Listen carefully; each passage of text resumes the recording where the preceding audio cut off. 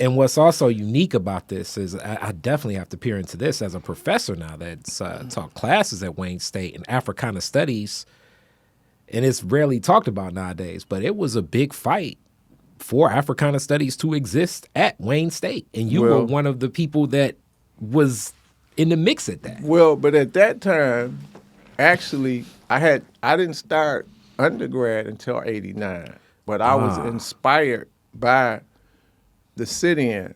So there was a sit-in or a takeover. Students, I think initially it was about 100 students took over the Helen Newberry Joy. So like some of them, Daryl Dawsey, we think of Daryl Dawsey was probably like the lead spokesperson. Ken Cockrell Jr. Now, I didn't remember that, but I do know that Kim Trent was involved. Kim Trent was involved. Also, Errol Henderson. Yes. So it's so unique that sit-in and that call to action and activism sparked you to have interest in looking at attending Wayne State. Right, it did. And actually, I don't know if you remember this, but the Pyramid Performing Theater would perform out in front of the building that they had taken over.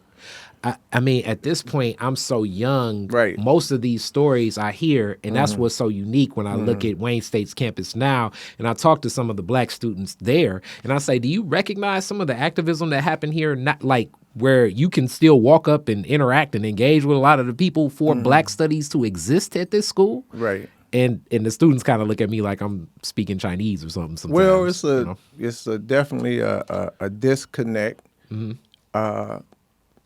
I think in some ways some of that may have to do with things that the African American Studies Department could be doing more effectively.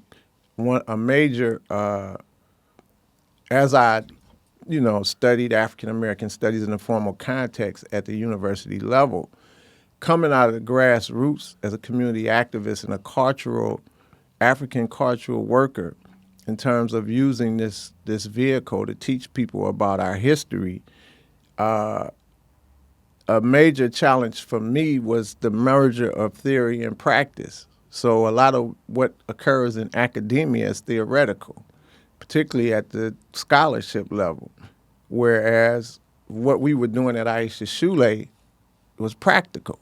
So it's practice. So for me, there's a divide between academia and the community.